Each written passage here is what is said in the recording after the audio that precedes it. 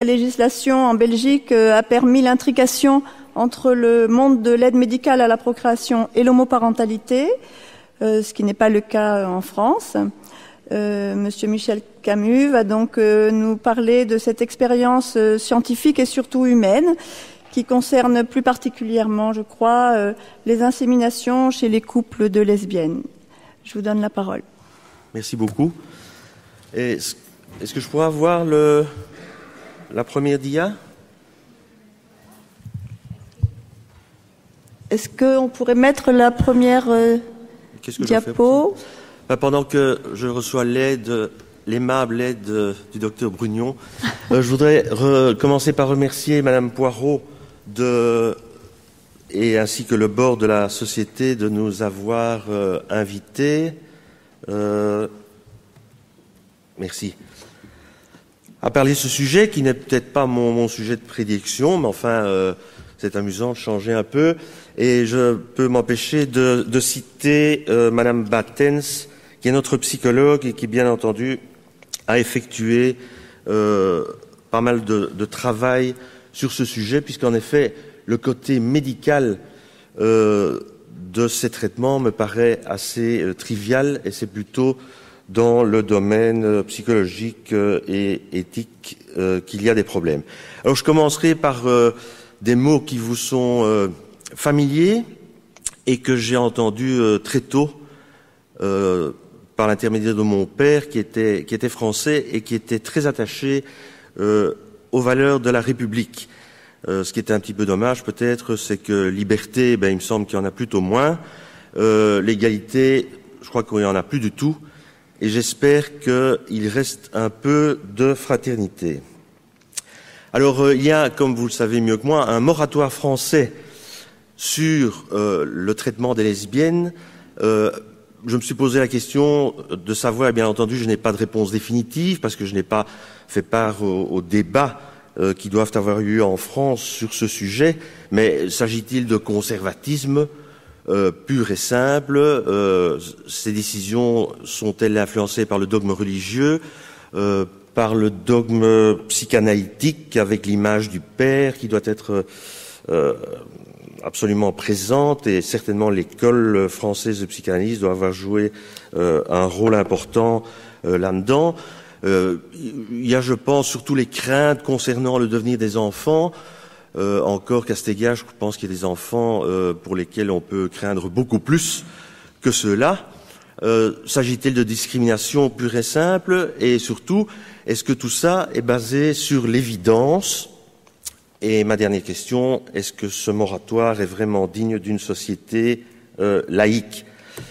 Alors, mon hebdomadaire préféré, que je lis depuis près de 30 ans, chaque semaine, a présenté cette couverture récemment, puisque vous savez que nous sommes confrontés à des problèmes communautaires chroniques en Belgique, ce pays étant le résultat de la réunion de deux cultures totalement différentes, qui ont relativement peu de raisons de vivre ensemble. Et donc, on a évoqué le rattachement à la France. Et si Bruxelles devenait française? Si Bruxelles devient française, il n'y aura plus de traitement de lesbiennes du tout. Et je m'inquiète personnellement aussi beaucoup de certaines franches amitiés qui se nouent dans votre pays. J'en parle d'autant plus à l'aise que moi, personnellement, je n'ai jamais été exposé à la moindre forme de religion, quelle qu'elle soit. Donc je suis assez peu sensible au discours de celui-ci et certainement pas du tout au discours de l'autre, qui d'ailleurs, s'il était suivi, réduirait votre congrès à la portion congrue, c'est-à-dire parler du cycle naturel et un peu d'induction d'ovulation, et certainement pas de PMA. Alors, IAD et lesbiennes, chez nous, ça représente à peu près 1500 cycles par an. Nous acceptons 20 nouveaux couples par mois, et ceci pour ne pas être véritablement submergé par cette activité, parce qu'il y en a tout de même d'autres. Donc, nous acceptons donc à peu près 200 nouveaux couples de lesbiennes françaises par an. Alors, cette IAD chez les couples de femmes est pratiquée depuis plus de 20 ans, en Belgique. Et d'ailleurs, nous avons été, je pense, la première équipe européenne à et donc probablement mondial, à pratiquer ces traitements. Avant juillet 2007, il y avait un vide juridique.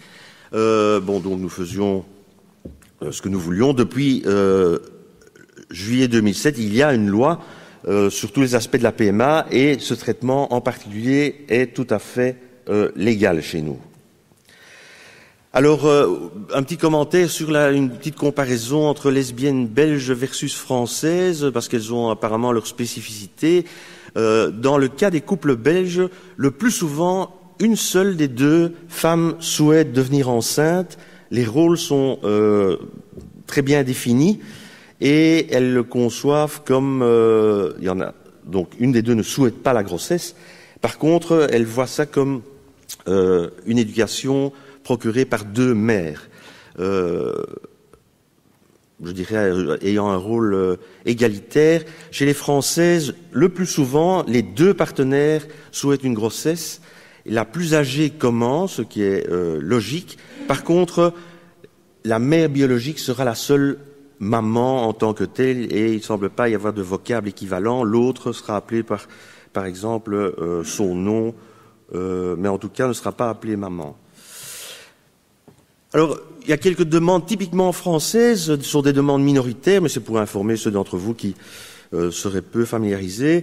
Il y a quelques demandes avec un donneur connu, sans rôle paternel, c'est-à-dire que le but n'est absolument pas, c'est son bagage génétique qui est souhaité, mais il n'aura pas de rôle paternel.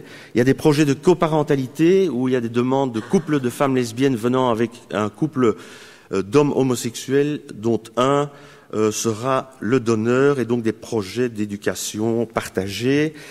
Et enfin, quelques demandes de dons d'ovocytes réciproques, c'est-à-dire une des deux femmes souhaite, par le passage FIV, donner ses ovocytes à l'autre, essayant de reproduire plus ou moins la structure du couple hétérosexuel, et ceci sur indication parfois médicale, mais surtout généralement sociale. Alors ce genre de projet est toujours soumis, étudié par la psychologue, etc., et ensuite soumis à notre comité d'éthique où on accepte ou on n'accepte pas. Et là, je voulais simplement signaler, ça n'a rien à voir avec le sujet d'aujourd'hui, enfin pas tout à fait, qu'il y a environ maintenant chez nous 200 à 250 demandes de femmes françaises célibataires et qui ont tendance à devenir beaucoup plus jeunes que par le passé. Bon, la population classique, c'était la femme de 39 ans et 8 mois, pour laquelle il est minuit moins un quart et qui vient. Et maintenant, on voit que l'âge diminue. Donc, vous avez des femmes qui, à 35 ans, décident, voilà, j'ai pas de couple, je le fais toute seule. Alors, pour ce qui concerne la problématique donc de ces couples de femmes lesbiennes, bien vous savez que la controverse se focalise toujours sur l'absence de père, l'homosexualité des deux mères, mais que vous trouverez par exemple dans une revue faite par Battens et Breweis en 2001, qu'en fait il y a peu ou pas d'évidence pour justifier l'absence d'aide à la procréation chez ces femmes. En effet, quand on regarde la littérature, il y a des recherches qui concernent les enfants élevés depuis la naissance dans des familles de mères lesbiennes. Bon, on voit que d'une part, la compétence maternelle et la qualité de la relation mère-enfant est élevée, selon plusieurs publications. Les mères non biologiques, c'est-à-dire les mères sociales, se montraient aussi impliquées dans l'éducation des enfants que celle qui a accouché de l'enfant. Le développement sexuel de ces enfants au cours de l'enfance se révèle normal, et il ne semble pas y avoir plus de troubles émotionnels ou comportementaux, chose confirmée par de nombreuses études qui vous sont citées sur cette dia. On a aussi étudié les adolescents élevés dans des familles de mères homosexuelles, et on n'a pas pu mettre en évidence de différences concernant l'orientation sexuelle. Bon, déjà, ça me paraît un point intéressant parce que c'est apparemment un gros problème pour beaucoup, l'orientation sexuelle, mais ça me paraît une question assez paradoxale puisqu'à ma connaissance, dans nos sociétés en tout cas, il n'y a plus de discrimination à l'égard du choix sexuel, et donc quand bien même il y aurait une orientation différente chez les enfants de couples homosexuels, que je sache, on n'a pas le droit d'émettre un jugement à cet égard. Mais ceci dit, ce n'est même pas le cas, les études le montrent, l'orientation sexuelle est tout à fait semblable à ce qu'elle serait. Vous aurez effectivement quelques homosexuels, mais ce n'est pas différent de ce qui se passe chez les enfants d'hétéros. Idem pour l'incidence de problèmes émotionnels ou le développement social. Ce qu'on retrouve par contre parfois, c'est que les enfants de mères lesbiennes ayant atteint l'âge adulte se souviennent, et en particulier les garçons, d'avoir été l'objet de jugements négatifs de la part de leur père. Là, on sait que l'adolescence est une période assez cruelle, et donc les garçons ont probablement un peu plus de mal pendant un moment. Mais tout ça est très lié à la qualité de l'information qu'il leur est donnée dès le plus jeune âge.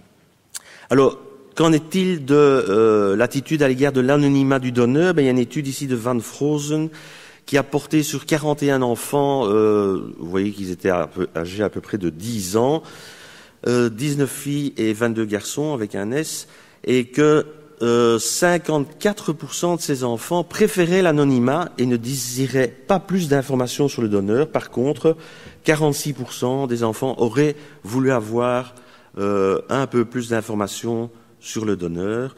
8 enfants auraient préféré avoir des informations non identifiables, des informations générales, et 11 auraient préféré connaître l'identité du donneur. Maintenant, Madame Battens a fait aussi une étude. Ceci n'est pas... La série qui suit maintenant est une série belge, donc ce ne sont pas des patientes françaises, mais enfin, bon, je pense qu'il y a des données qui peuvent certainement s'appliquer aux femmes françaises. Elle a fait donc une étude sur 95 couples faisant une demande de traitement d'IAD, et elle a obtenu ces données par des entretiens semi-structurés lors de la première visite à la clinique.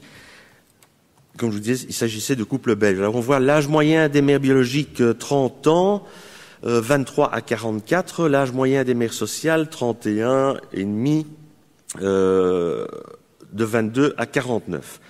La durée moyenne de la relation actuelle, vous voyez, est assez longue, 5 ans et demi à peu près, et tous ces couples menaient une vie commune, vivaient ensemble. Ici, vous avez quelques données sur des chiffres absolus sur l'intégration du couple dans la famille d'origine et leur intégration sociale.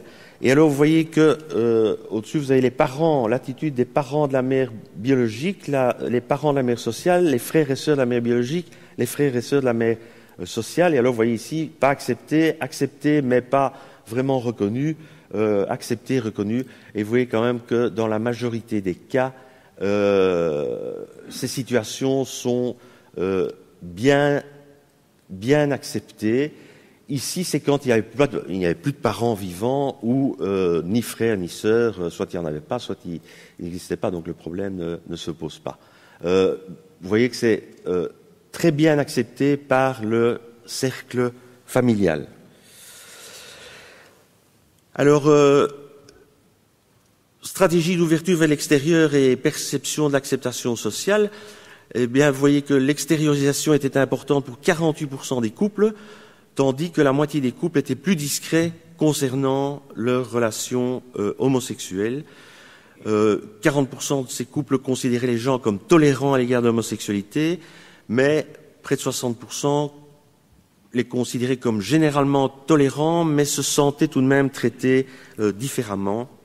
Par contre, la manière dont les couples percevaient l'attitude de l'environnement social ne semblait pas influencer leur stratégie d'ouverture vers l'extérieur. Alors, un point intéressant aussi, c'est de voir que le désir d'enfant se profile de manière différente, à savoir que généralement chez la mère biologique, elle parle d'un désir d'enfant qui existe depuis très longtemps en tant que tel, alors que la mère sociale associe beaucoup plus ce désir d'enfant à la relation actuelle avec sa partenaire. Donc elle n'avait pas tellement souvent de désir d'enfant en tant que tel avant cette relation. Alors, Pour ce qui concerne, vous voyez que 56% de ces patientes n'avaient pas envisagé d'alternative à l'IAD avant de venir, que par contre, dans 28% des cas, elles avaient envisagé l'insémination par un donneur connu. L'anonymat du donneur, 80% de ces patientes ne souhaitent pas d'informations sur le donneur et acceptent parfaitement la notion d'anonymat. 12% souhaiteraient en avoir plus et 8% souhaiteraient connaître l'identité du donneur, ce qui est impossible dans notre contexte, à moins qu'elles fassent une demande avec donneur connu, qu'elles amènent elles-mêmes et qu'ils soient soumises, comme je vous ai dit, à l'approbation du comité d'éthique. Mais donc l'immense majorité des inséminations sont par donneur anonyme. Désir de grossesse, on voit donc dans 14% désir de grossesse chez chacune des partenaires, dans 75%, une des partenaires seulement désire être enceinte, et dans 11% des cas, il n'y en avait qu'une qui était capable de le devenir, soit pour problème médical, soit pour problème d'âge en soi. Le concept familial, eh bien, je vous ai dit, dans 55% des cas, c'est conçu comme une unité à deux mères, et dans cette population belge, dans 52% des cas, elle trouve un vocable synonyme du vocable mère pour la mère sociale. Dans 43% des cas, l'unité familiale était constituée d'une mère et d'une partenaire qui aurait une responsabilité parentale égale à celle de la mère biologique, mais qui n'est pas considérée en soi comme une mère. Enfin, elle ne le considère pas comme une mère en soi. L'absence du père, 36%, un bon tiers pense que l'absence du père peut être potentiellement à l'origine de problèmes, mais la majorité, 2 tiers, pense que cette absence ne devrait pas poser de problème majeur. 70% estiment que suffisamment d'hommes sont présents dans l'environnement social, et par contre, 1 tiers choisit un parrain qui joue un rôle de présence, voire d'éducation à l'égard de l'enfant. Alors, dans cette population-là, il y avait en gros 2 groupes. Dans le premier groupe, c'est pas d'alternative à l'IAD dès le départ, souhaitent plutôt plus d'informations ou souhaiteraient plus d'informations sur le donneur et ont tendance à introduire un parrain. Pour d'autres groupes, c'est l'IAD qui est d'emblée la meilleure solution, ne souhaite pas d'informations sur le donneur et il y a suffisamment de modèles masculins dans l'environnement et elle considère que l'absence de père est un problème mineur pour l'enfant. Donc il est très important d'avoir un conseil, une guidance psychologique qui soit un processus interactif de manière à aider le couple à intégrer l'enfant à naître et se poser les bonnes questions, ainsi que pour le centre lui-même d'avoir une information à cet égard. Le fait de donner l'information à ces patientes concernant cette forme particulière de parentalité n'exclut pas l'évaluation du contexte de vie global.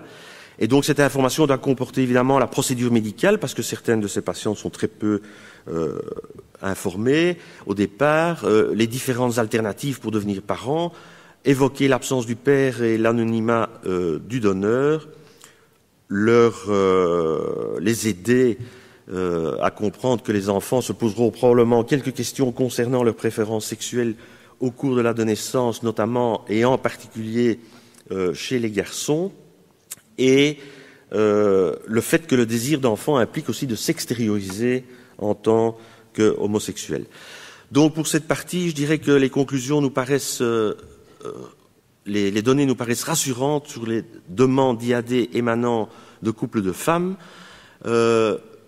Ces couples de lesbiennes qui ont cette demande ne sont pas forcément représentatifs de tous les couples de lesbiennes, et on voit que dans notre population, la plupart avaient finalement un mode de vie plutôt traditionnel. Et donc, pour nous, et depuis très longtemps, nous sommes posé la question de comment justifier moralement le fait de ne pas accepter dans notre sens les demandes de ces couples, de Françaises en particulier, pour un traitement qui est accepté pour les couples belges chez lesquels nous ne pensons pas mettre le bien-être des enfants en péril. Bon, maintenant, quelques données, disons, plus médicales. Ici, c'est simplement une série, une analyse assez grossière, mais qui reprend de l'ordre de 4500 cycles. Et vous voyez que ceci, c'est cycles naturels, clomite et HMG. Maintenant, en réalité, la majorité de ces cycles ont été faits avec du clomite. Et donc, mais vous voyez que ceci représente en fait une minorité.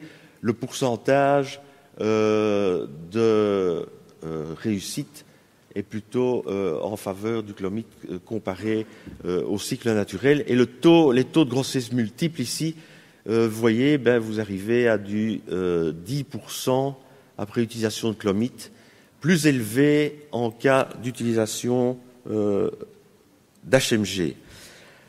Alors ici, donc, le taux d'accouchement par cycle, vous voyez, il est repris ici. Vous voyez que de l'ordre de 14% par cycle avec l'utilisation de clomite, moins en cycle naturel, et l'HMG représente en fait une petite proportion de patientes seulement. Et en clomite, vous voyez que le taux global de grossesse multiple était de 5%. Alors on voit ici qu'au bout de 6 cycles, en fait, en taux cumulé, mais ce n'est pas, on verra plutôt, je vous montrerai une autre analyse de taux cumulé qui est meilleure que celle-ci, parce qu'ici, tous les cycles ont été repris. On voit qu'à 6 cycles, les résultats sont à peu près les mêmes, quel que soit le type de cycle utilisé, et que pour les femmes plus âgées, le clomite se montre supérieur au cycle naturel, la partie HMG représentant un très petit groupe. Alors, ici, il y a une analyse qui a été faite par un de nos internes, supervisé par Herman Tournet, concernant les taux d'accouchement cumulatifs. Et ici, ce qui a été pris en considération, ce sont des premiers cycles d'IAD uniquement. On démarre du premier cycle d'IAD commencé entre janvier 2000 et décembre 2005. Ça reprend 1654 patientes et 6630 cycles d'IAD. Vous voyez la répartition des âges. Alors, je vous souligne que cette série n'est pas une série pure de femmes lesbiennes, mais que dans le groupe le plus jeune, les lesbiennes représentent 65%, et dans le groupe plus âgé, elles représentent de l'ordre de 30%. Les autres étant essentiellement considérés de femmes célibataires, il n'y a plus qu'une minorité de couples hétérosexuels qui viennent pour don de sperme. Les critères d'inclusion, c'est qu'il ne fallait pas d'accouchement dans le passé. Les patientes sont exclues de l'étude dès qu'il y a un premier accouchement. Si elles font une fausse couche, le cycle en question compte pour un cycle et puis on les reprend quand elles recommencent. Et le suivi est effectué par questionnaire aux patientes et aux médecins, ce qui est fait d'ailleurs systématiquement pour toutes nos pratiques de PMA. Et si on n'a pas de réponse, l'interne en question a passé quelques dizaines de soirées au téléphone à contacter les patientes. Alors ce qu'il a trouvé, c'est un effet significatif de l'âge, ça n'étonnera personne. Il n'a pas trouvé d'effet de l'indication, donc qu'elles soient lesbiennes célibataires ou hétéros. Je vous ai dit, les lesbiennes constituant l'essentiel de l'effectif. Il n'a pas trouvé d'effet, et pas d'effet significatif dans cette étude menée de cette manière-là de la super-ovulation. Alors vous voyez ici les taux cumulatifs, donc théoriques attendus au bout de ici 6 cycles et 12 cycles, et ici les taux crus, donc tels qu'observés, compte tenu évidemment d'un certain nombre d'abandons, qui sont d'ailleurs des abandons dans l'immense majorité des cas, pas pour des raisons médicales. Donc, si les patients continuaient, on pourrait s'attendre à la courbe supérieure. Vous voyez ici que si on prend le taux cumulatif réel, on est à 56% d'accouchement après 12 cycles, et le taux estimé est de 77%.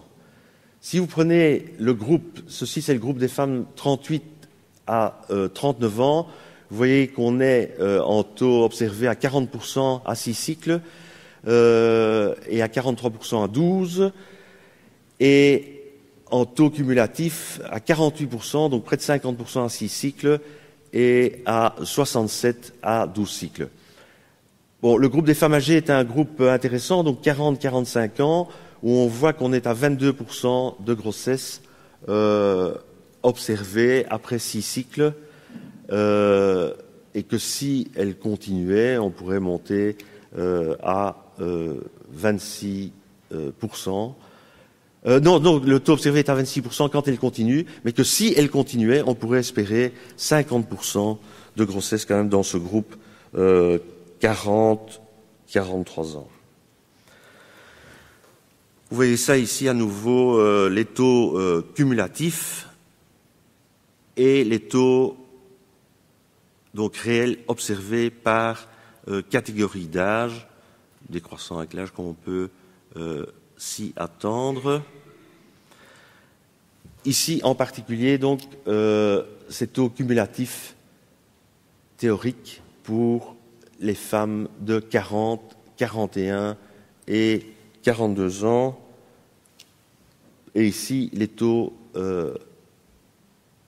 observés, vous voyez que on ne monte guère au-delà de 25, de 30% pour celles de 40, et puis vous diminuez bien entendu en avançant avec l'âge. Donc cette analyse en taux d'accouchement cumulatif permet d'informer les patientes sur leurs chances réelles de succès. Donc ce taux cumulatif pour le groupe total était de 77%, avec un taux cru de 56% à 12 cycles, et pour le groupe d'âge 40-45 ans de 52%, le taux cru étant de 26% à 12 cycles. Et donc, vous voyez ici le taux cru observé et le taux cumulé auquel on pourrait s'attendre pour autant que ces femmes persistent jusqu'à 12 cycles. Et donc, on peut le voir de manière pessimiste ou optimiste, c'est selon, mais en tout cas, jusqu'à 43 ans, il est justifié de les encourager à aller jusque 12 cycles. Je vous remercie.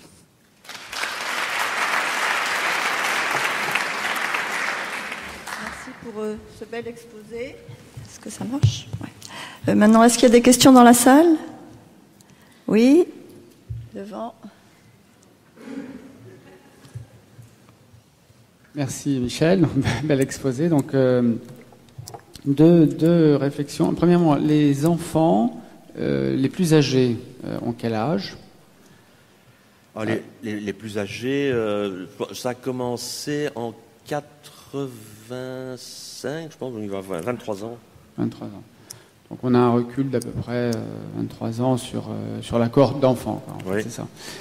Et la deuxième question, c'est qu'est-ce que tu sais des possibilités de grossesse via Internet?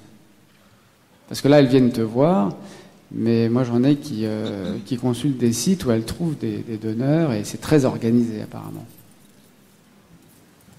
Alors, par insémination, hein. Auto-insémination. Auto-insémination. Non, ça, j'ai pas de... T'as jamais entendu... Si, j'ai déjà entendu, mais je ne me suis pas intéressé particulièrement à la question. Parce qu'il y en a beaucoup qui n'ont pas recours au milieu médical. Là, je vois qu'il y a 250... Chez nous, mais nous ne sommes pas le seul centre non plus. Hein. En Belgique, il y a quand même au moins 4 autres centres qui acceptent aussi de faire des inséminations chez les lesbiennes, donc ça doit faire plus. Hein. Oui, c'est pour avoir une idée globale. Pierre Joannet, après. Micro.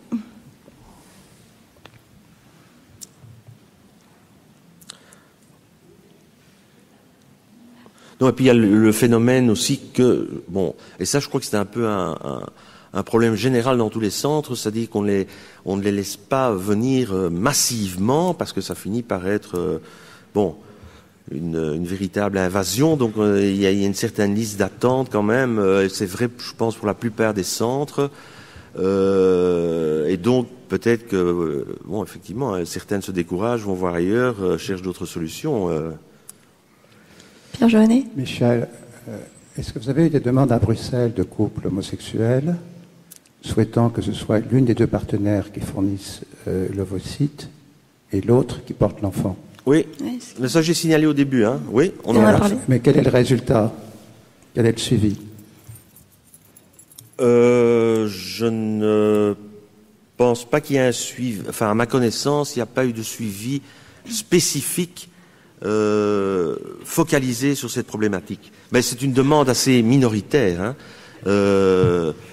Bon, c'est une demande assimilable au don d'ovocytes, sauf qu'il s'agit d'un don connu, mais don connu qui n'est pas non plus... Moi, j'aurais une dernière question à vous poser avant de terminer. Est-ce qu'il y a un lien juridique en Belgique et qui protège la relation de l'enfant avec la mère sociale et qui protège aussi l'enfant dans cette relation en cas de séparation future? Est-ce qu'elles ont un statut protégé afin de pouvoir préserver le lien avec cet enfant qu'elles ont élevé un certain nombre d'années? Je pense qu'il y a une procédure où la mère... non, la mère sociale n'est pas bien protégée. Oui, ça, c'est un problème qui mérite une certaine attention. Parce que, en pratique, en moyenne, ces couples ont l'air d'être assez stables, mais enfin, on a quand même j'ai déjà vu des lesbiennes revenir avec une nouvelle partenaire ayant eu 2 enfants avec une première, etc. Donc, merci beaucoup de nous avoir apporté cette expérience et on va clôturer la matinée.